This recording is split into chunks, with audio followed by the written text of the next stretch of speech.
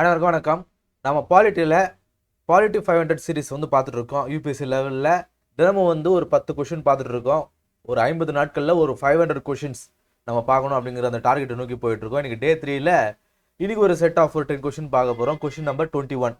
Consider the following statement with respect to union and it's territory. Union and territory குறித்து கீழே கூடிய ஸ்டேட்மெண்ட்டை படிக்க சொல்கிறாங்க. ஸோ இதில் எது சரியானதுன்னு கேட்டிருக்காங்க. முதலாவது statement, the territory of India includes states, union territories that may be acquired by the government. 3 statement கொடுத்துருக்காங்க, கரெக்டாக இருக்குது பார்த்துக்குங்க. டெரிட்டரி ஆஃப் இந்தியானா என்ன சொல்கிறாங்க, இதில் வந்து ஸ்டேட்ஸ் இருக்கும், யூனியன் டெரிட்டரி இருக்கும். அதன் பிறகு இந்தியாவானது கவர்மெண்ட் ஆனது ஒரு இடத்த வந்து அக்வைர் பண்ணும் இல்லையா, போய் அதை முன்னாடியே பார்த்துருப்போம். India is a sovereign country. அதால் வேற ஒரு நாட்டுடைய இல்லை வேற ஒரு பகுதியை அதால் அக்வைர் பண்ணி தன்னோட வந்து இணைச்சிக்க முடியும் இல்லையா. ஸோ இது எல்லாமே சேர்த்து தான் அக்வைர்டு பை, அதாவது ஏற்கனவே இருக்கக்கூடிய ஒரு இடத்த வேற நாட்டில் இருக்கக்கூடிய இடத்த அதை அக்வைர் பண்ணி சேர்த்துருக்கோம் இல்லையா, அதையும் சேர்த்து தானே சொல்கிறாங்கன்னு சொல்கிறாங்க. இப்போ உதாரணத்துக்கு சிக்கிம் சொல்லலாம். சிக்கிம் வந்து இந்தியாவுடைய கட்டுப்பாட்டில் முன்னாடி இல்லை, இப்போ திரும்ப அதை இணைச்சிருக்கோம். பாண்டிச்சேரி சொல்லலாம், கோவாவை சொல்லலாம். இப்போ டெரிட்டரி ஆஃப் இந்தியான்னு சொல்லும்போது எல்லாமே தான் ஸ்டேட்டு, யூனியன் டெரிட்டரி, இந்தியாவால் கைப்பற்றப்பட்ட இடங்கள், இது எல்லாமே தான் வந்து டெரிட்டரி ஆஃப் இந்தியான்னு சொல்கிறாங்க. இது correct. Second statement, the union of India includes the state and union territory. Union of India, இந்த யூனியன் ஆஃப் இந்தியா அப்படிங்கிற இந்த டேர்மில் ஸ்டேட்ஸ் வரும், யூனியன் டெரிட்டரி வரும்னு சொல்கிறாங்க. கிடையாது. யூனியன் ஆஃப் இந்தியா அப்படிங்கிறது வெறும் ஸ்டேட் மட்டும்தான், அது யூனியன் டெரிட்டரி கிடையாது. ஏன்னா யூனியன் டெரிட்டரி அப்படிங்கிறது ஆல்ரெடி வந்து யூனியன் கவர்மெண்ட்டுடைய கட்டுப்பாட்டு இருக்குது.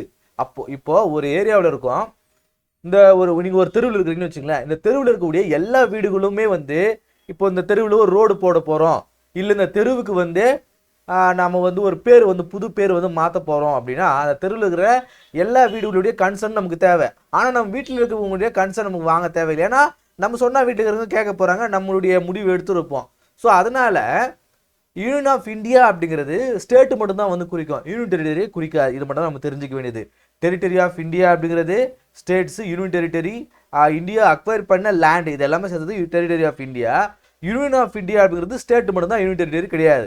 அடுத்தது, the acquired territory are directly administered by union கவர்மெண்ட்னு சொல்கிறாங்க. ஆமாம், இப்போ ஒரு ஸ்டேட், ஒரு இந்தியாவானது ஒரு லேண்டை அக்வயர் பண்ணுது அப்படின்னா அது அதோடைய இந்தியாவுடைய நேரடி கட்டுப்பாட்டில் தான் இருக்கும்.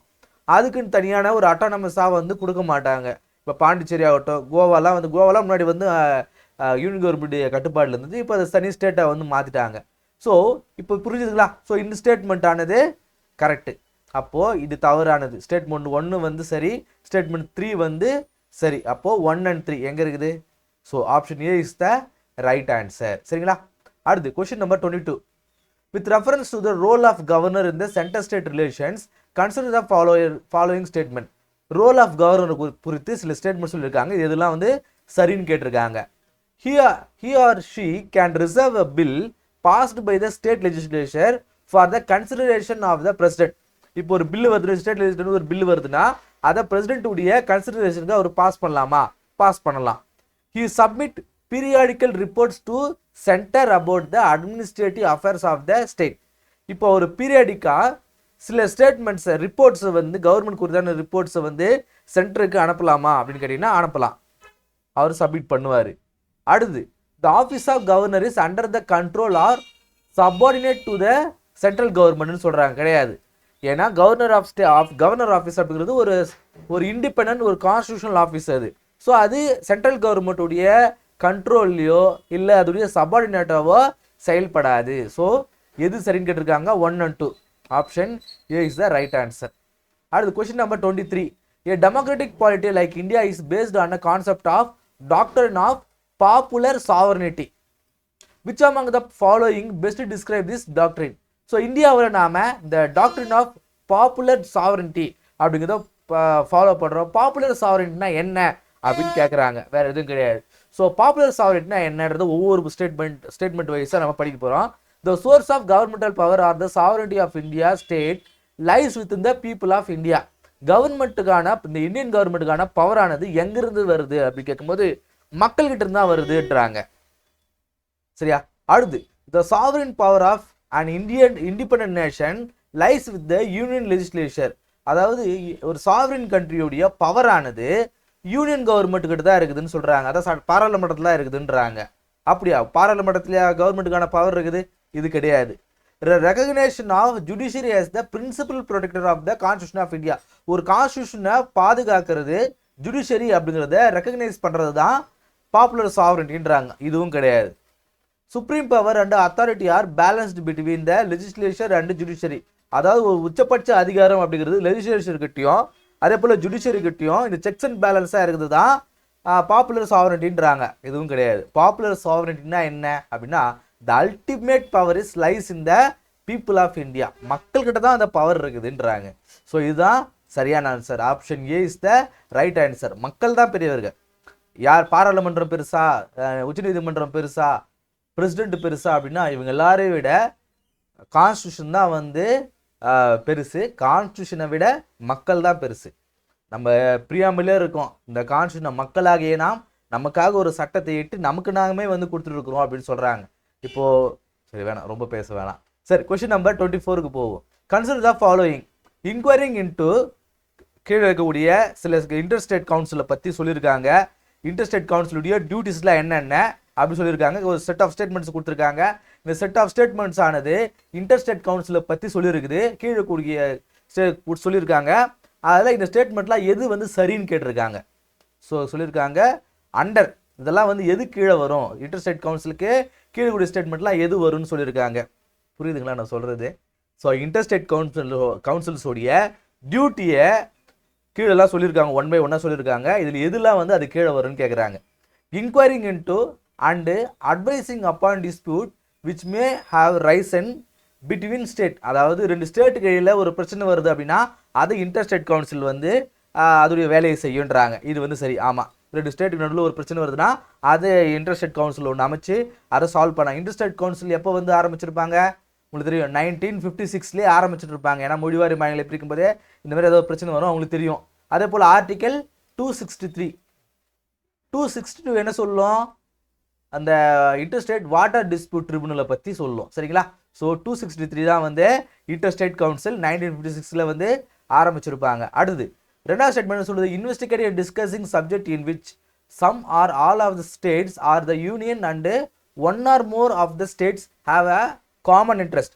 இப்போ ஒரு யூனியன் கவர்மெண்ட்டோ இல்லை ஒன்றுக்கு மேற்பட்ட ஸ்டேட்ஸும் சேர்ந்து ஒரு டிஸ்பியூட் ரைஸ் ஆகுதுன்னு வச்சுங்களேன், அப்போ ஒரு இன்டர்ஸ்டேட் கவுன்சில் அமைக்கலாமா அப்படின்னு கேட்குறாங்க. அமைக்கலாம். ஸோ இதுவுமே வந்து சரி. Enforcing laws passed by the parliament in states. இப்போ ஒரு பார்லிமெண்ட் ஒரு லா வந்து எனாக்ட் பண்ணுறாங்க. அதை எல்லா ஸ்டேட்லேயும் வந்து இம்ப்ளிமெண்ட் பண்ணுறதுக்காக இன்டர்ஸ்டேட் கவுன்சிலை அமைக்கலாமான்னு கேட்டிங்கன்னா அது கிடையாது. அதோடைய வேலை கிடையாது. இன்டர்ஸ்டேட் கவுன்சிலுடைய வேலை என்ன, இந்த சென்டர் ஸ்டேட் ரிலேஷன்ஸை மேம்படுத்துறதுக்காக உருவாக்கப்பட்ட ஒரு அமைப்பு தான் இது.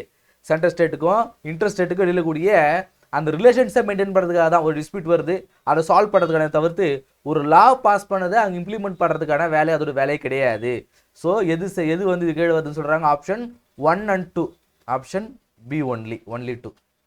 அடுத்து question number 25. Consider the following situation with respect to Indian citizens. Indian citizens குறித்து சொல்லியிருக்காங்க.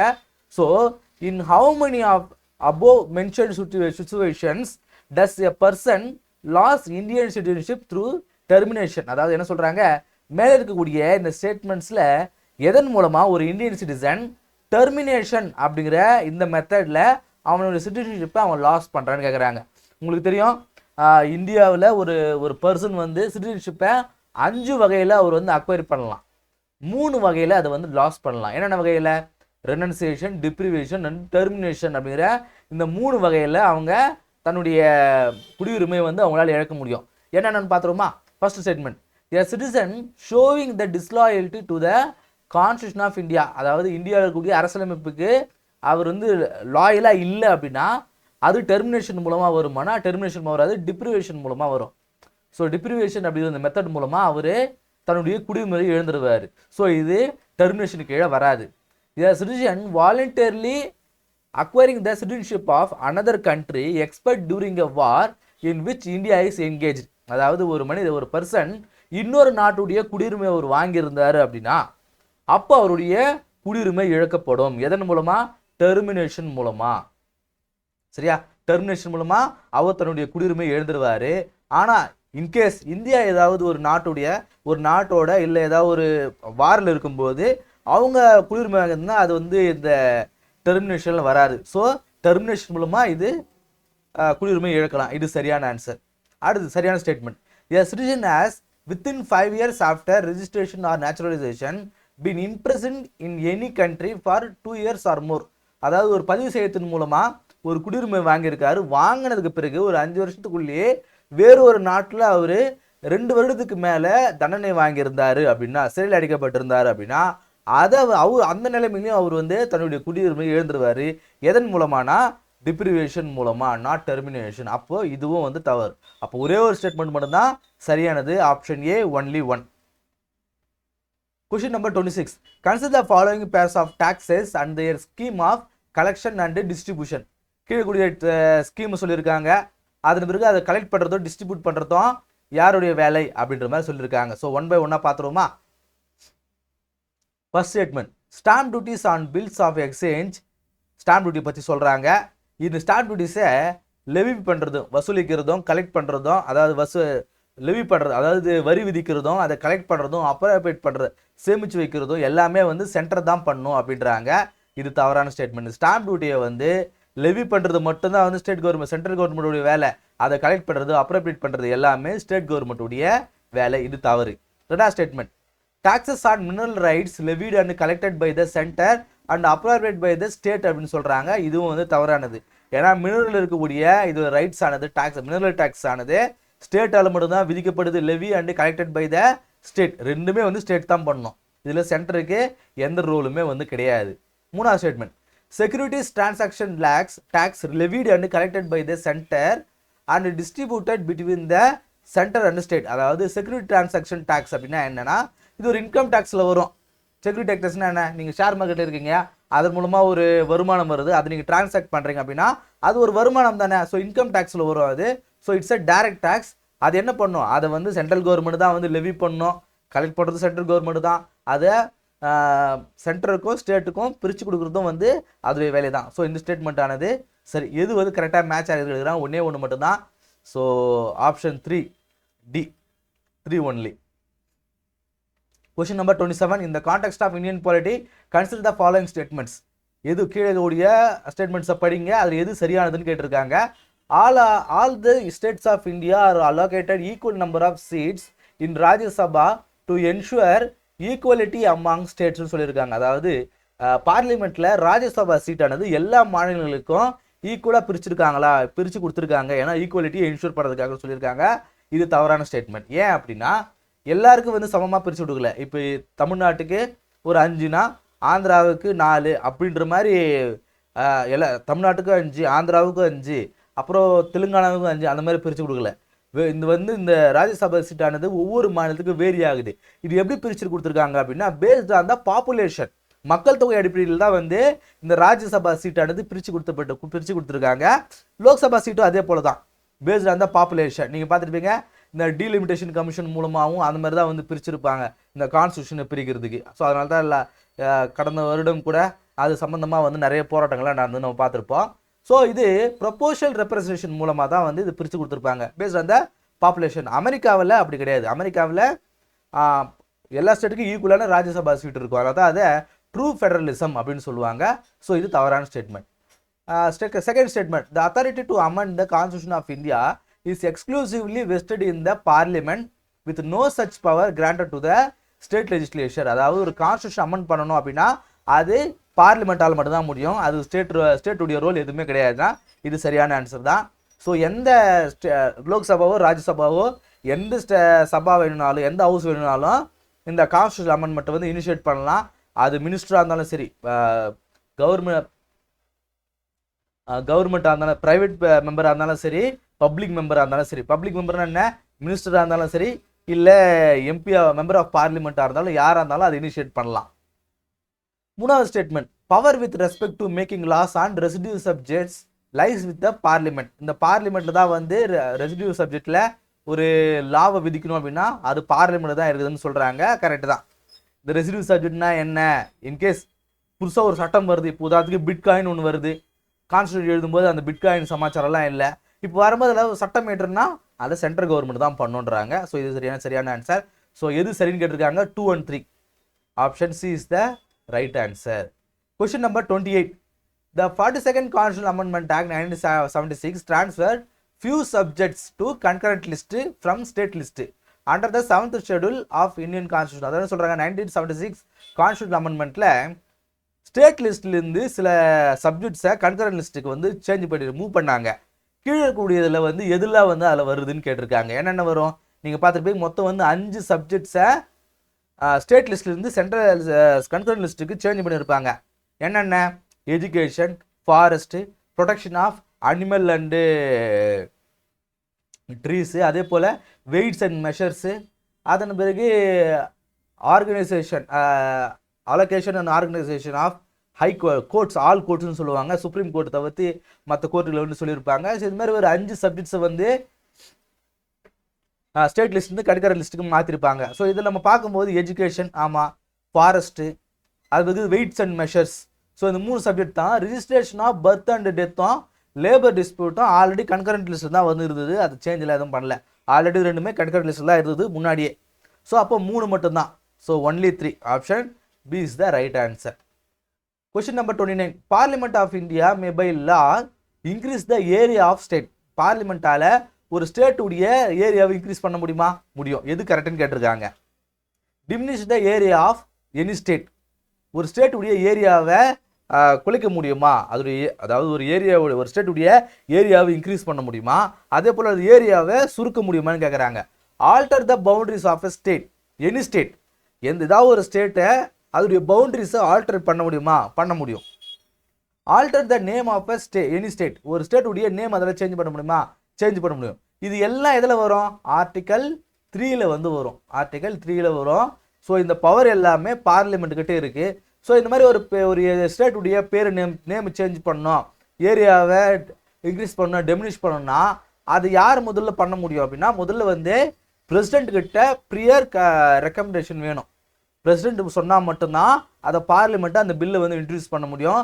பிரசிடென்ட் அதன் பிறகு பார்லிமெண்ட்டை இன்ட்ரடியூஸ் பண்ணுறதுக்கு முன்னாடி முதல்ல பிரசிடென்ட்டுடைய அப்ரூவல் தேவை. அவர் என்ன பண்ணுவார்? ஸ்டேட்டுக்கு வந்து இந்த மாதிரி மாற்ற போகிறோன்னு சொல்லுவாங்க.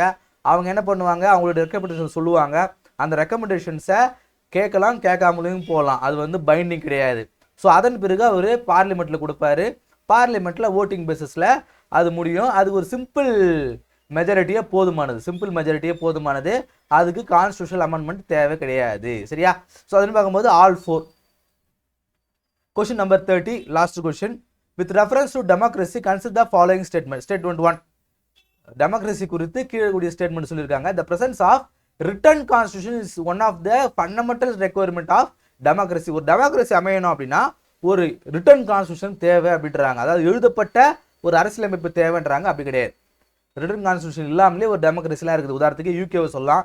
யூகேல ஒரு எழுதப்பட்ட அரசியலமைப்பு கிடையாது, இருந்தாலும் அங்கே டெமோக்ரஸி இருக்குது. Statement 2, a written constitution limit the power of government and protect the basic rights of citizen. ஒரு எழுதப்பட்ட ஒரு சட்டமானது ஒரு கவர்மெண்ட்டுடைய பவர் லிமிட் பண்ணும், மக்களுடைய ஒரு பேசிக் ரைட்ஸை ப்ரொடெக்ட் பண்ணும் அப்படின்னா ஆமாம், அது ப்ரொடெக்ட் பண்ணும். சரியா? ஸோ 2 ஸ்டேட்மெண்ட்டுமே சரியானது. ஸோ சாரி 2 ஸ்டேட்மெண்ட் கிடையாது. So statement 1 is wrong, statement 2 is right. அப்போது option D is the right answer. Statement 1 is incorrect, but statement 2 is correct. சரியா?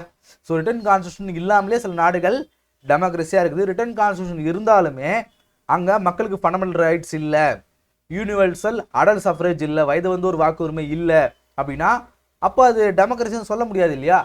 ஸோ ஒரு சட்டம் எழுதப்படலனாலும் அப்படின்னாலும் டெமோக்ரஸி அப்படிங்கிறது அங்கே இருக்கக்கூடிய மக்கள் எந்த அளவுக்கு சுதந்திரமாக இருக்காங்க, அங்கக்கூடிய கவர்மெண்ட்டுடைய பவரானது எந்த அளவுக்கு வந்து லிமிட்டபிளாக இருக்குன்றத பொறுத்தான் அது டெமோக்ரஸியாக இல்லையான்னு நம்ம சொல்ல முடியுன்றாங்க. சரியா? ஸோ இந்த கிளாஸில் ஒரு 10 கொஸ்டின் பாலிட்டிலேருந்து நம்ம பார்த்துருப்போம். அந்த 10 கொஸ்டினுமே வந்து ரொம்ப இம்பார்ட்டண்டான கொஸ்டின்ஸ். உங்களுக்கு ஒரு நல்ல நாலேஜை, ஒரு பேசிக் நாலேஜை இது கொடுத்துருக்கோம் அப்படின்னு நம்புகிறேன். அடுத்த சந்திப்போம். நன்றி.